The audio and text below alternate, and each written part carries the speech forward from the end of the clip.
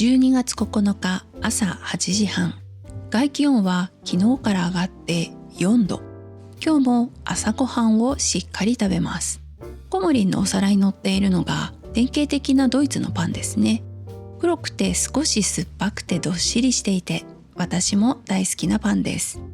ですが、私は旅行中の腸内環境のためにシリアルをいただいています。今日は少し遅めに来たので、グルテンフリーではないコーンフレークを食べることができました。ちょっと卵にペーストかけすぎちゃいましたね。そしてこの日、驚きの事実が発覚。昨日コーヒーマシンでブラックコーヒーを探したのですが見当たらず、仕方なくカプチーノを飲んだのですが、この日は給仕の方がいらっしゃったので聞いてみたところ、カフェクレームと書いてあるのがブラックコーヒーよと言われたのです。でもカフェクレームってフランスではミルク入りですよね。ドイツではそれがブラックコーヒーなんですかと聞くと、給仕の方も笑ってそうなのと教えてくれました。確かにエスプレッソの上に浮く泡をイタリア語ではクレマというので、なるほどなと納得しました。ですが普段フランスでカフェクレームを飲んでいる方、またこれ逆もねしかりだと思うのですがご注意ください。外がだんだんと明るくなってきました。そろそろお散歩に行く時間です。今日ももこもこで行ってきます。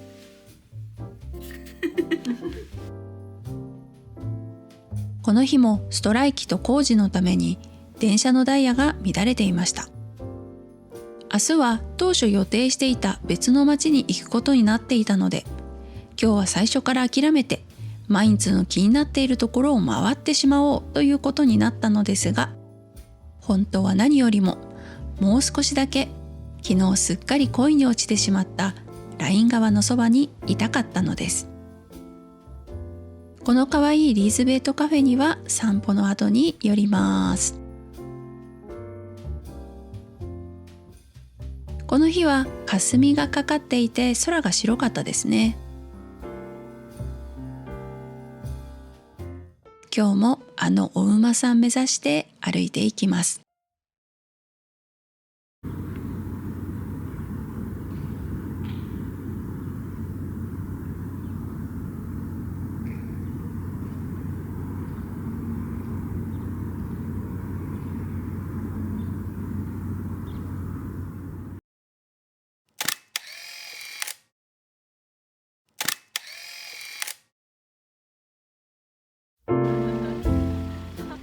ライン川沿いを歩いていると、石を敷いている石畳職人さんたちに遭遇しました。とても明るく気さくな職人さんたちで、こうやって石を敷くんだよと実演してくれました。他にも、どこから来たの？それ何用に撮ってるの？YouTube？ チャンネル名教えてと話しかけてくれました。残念ながらこの時はまだチャンネルがなかったので、チャンネル名はお伝えできなかったのですが、いつかこの職人さんたちに動画が届くといいなぁと願っております。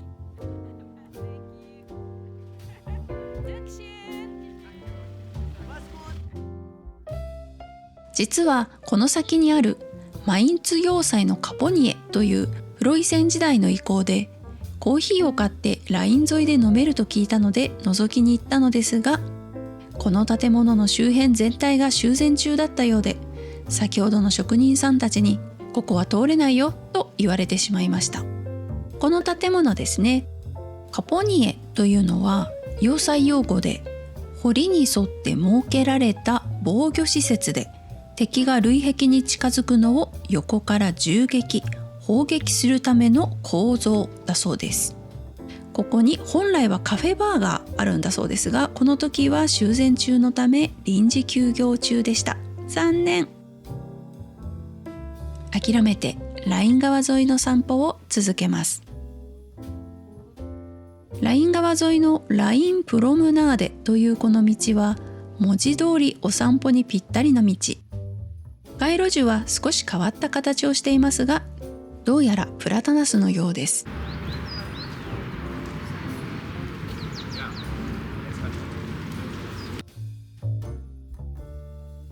この河川敷には子供用の遊び場もあったりして見晴らしがよく気持ちのいい場所でした。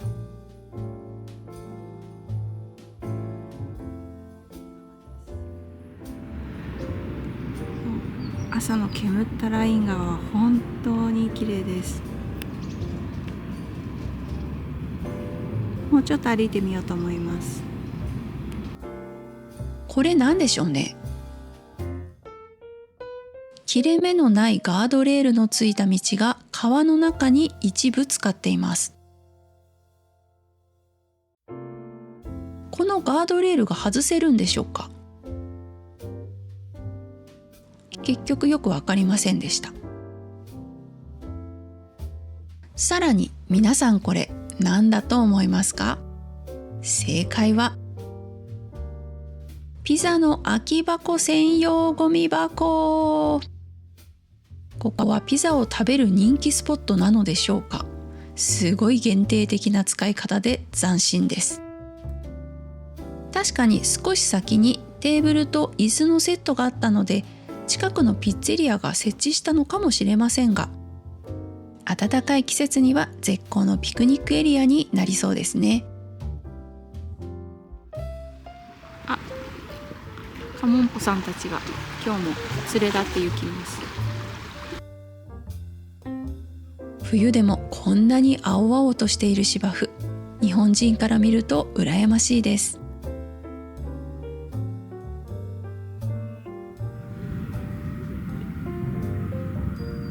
何の花かな。花びらはついてたのかな。こういう花なんじゃない？カモミールですかね。このお散歩道、この時はまだ朝だったのでそんなに人が多くはなかったのですが、お一人で歩いているお年寄りもいれば、ジョギングをしている方、ワンちゃんの散歩に来ている方もいらっしゃいました。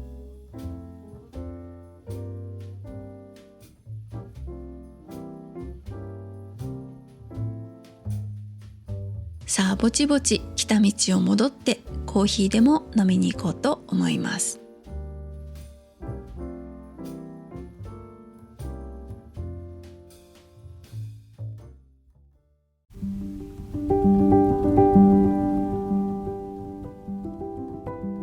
ずっと気になっていたホテル脇のリーズベートカフェに向かいます。ちょうど混み合ってくる時間だったようで、次々とお客さんが吸い込まれていきました。この美しいベーカリーカフェはホームページで見る限り以前は機関車庫だったようです。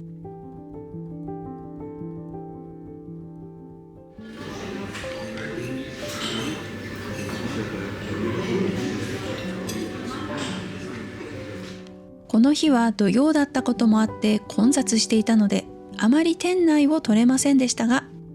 天井が高く窓が多くて明るい私好みの空間で、パンとコーヒーのいい匂い、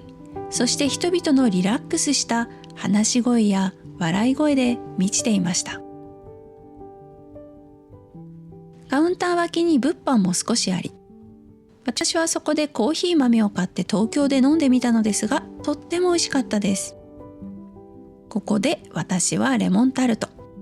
コモリンはクロワッサンのセイボリーを注文。とても丁寧に作られていて美味しかったです。お店の方もお客さんたちもいい方ばかりで、とても心地のいい時間を過ごさせていただきました。ごちそうさまでした。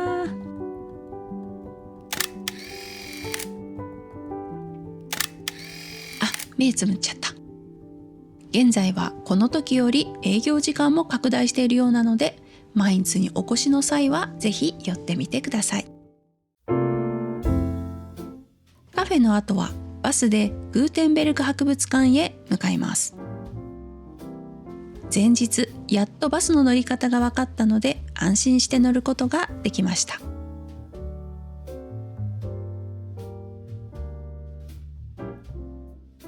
切符を車内で買う場合は前から乗って最初に切符の種類、私たちの場合はグルッペンターゲスカルテを運転手さんに告げます。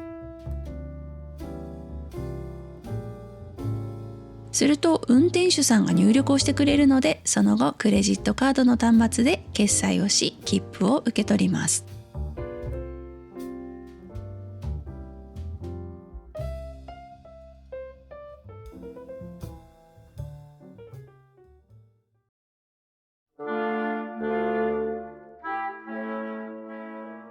ところで皆さん、ヨハネス・グーテンベルクをご存知ですか？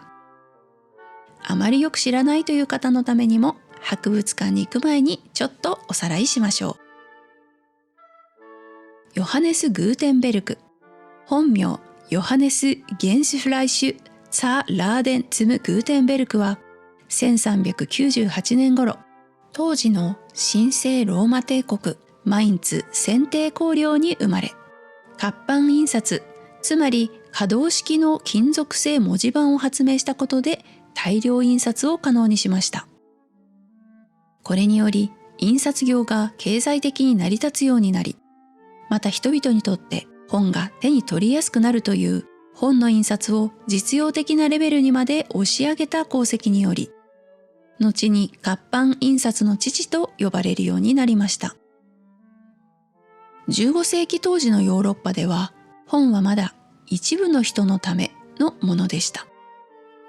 修道院で一文字ずつ手で書き写され、一冊の本を作るのに何年もの時間がかかっていました。彼は、知識はもっと多くの人に届くべきだと考え、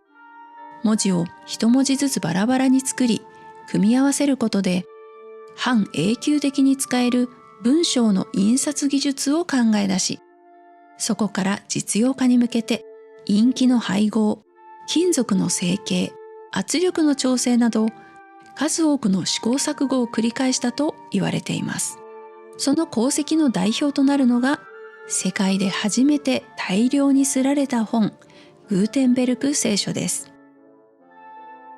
この活版印刷技術の誕生により、誰もが本や知識を手に入れやすくなり、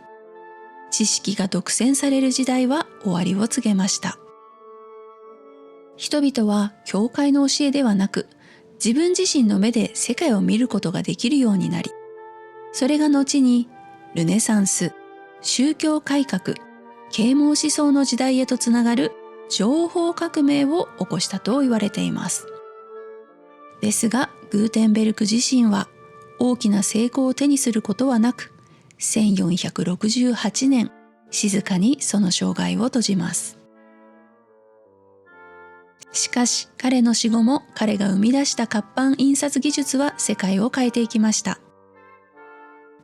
本や新聞が広まり、人々は自分で考え、疑い、学び始めることができるようになり、やがてそれが当たり前の世界になっていったのです。彼が人生を捧げた印刷の仕組みが、今の世界の礎の一つになっていると間違いなく言えると思います。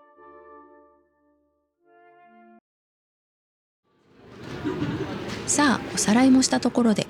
博物館へ行ってみましょう。ちなみに私たちが行ったこの博物館は2025年12月現在、改修工事のため一時的に移転しているそうです。行かれる方はご注意ください。展示物は基本的に活版印刷の技術で印刷された数々の書籍や版画などの初版が大部分を占めていました。活版印刷技術が生まれたことで、こんなものが世界に広まっていったんだよみたいな感じですかね。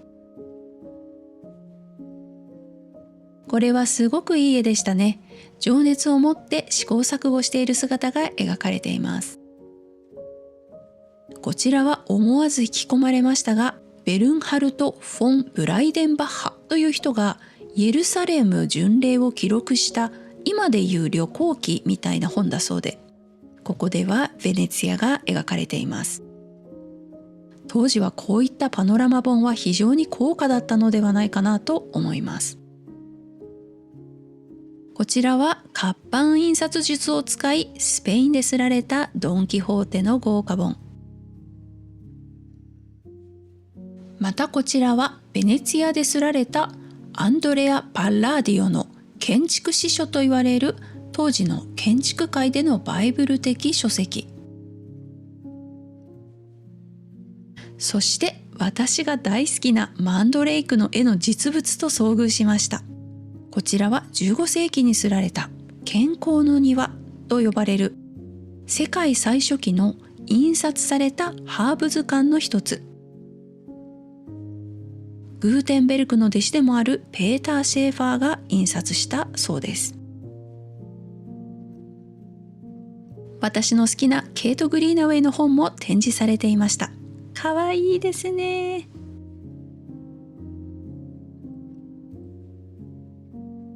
これは初期のタロットカード。質素な印象ですが、彩色がとても美しいなと感じました。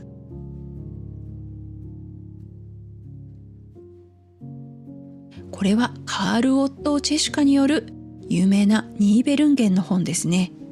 アール・ヌーボーの美しさが際立っています。また私の大好きなペーパーシアターも展示されていました。確かに印刷技術が発達することで、こういった玩具も一度に多く作れるようになっていったのだなと思いました。博物館では当時の印刷機のレプリカを使用して、時間になると印刷の実演が行われていました。展示室中に陰気の匂いが充満していて、まさに印刷所さながらの風景でした。ちなみに世界的に有名なグーテンベルク聖書は展示されてはいるのですが、撮影禁止のため、ご覧になりたい方はぜひご自身の目で確かめてみてくださいね。こちらは往年の印刷機たち。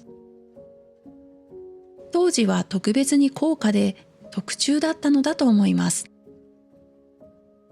それぞれに衣装が施され、美しい姿に仕上げられています。こんな風に製造会社の名前が入ったものもありました。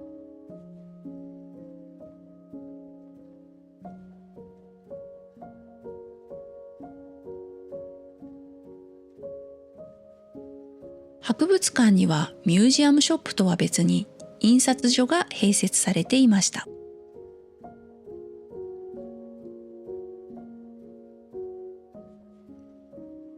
私たちが外から見ていると、どうやら実際に活版印刷を体験できるワークショップを開催しているようでした。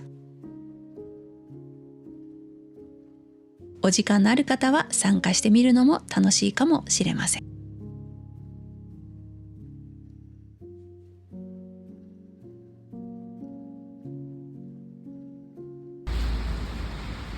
博物館を出ると雨が降っていました。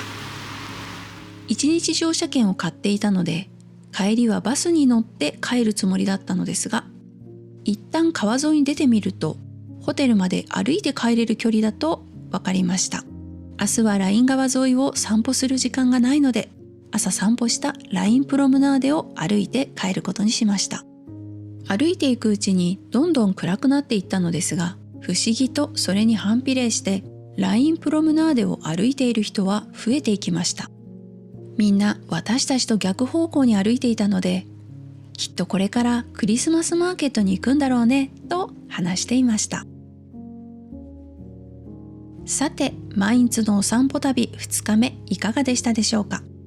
あまり予定を詰め込まず、のんびり気の向くままのお散歩でしたが、川沿いではいろんなものを発見できて、とても楽しい一日でした。次回はついに当初の予定通りマインツから足を伸ばして街ごとクリスマスマーケットの街ミヒルシュタットに向かいます。それではまた次の動画でお会いしましょう。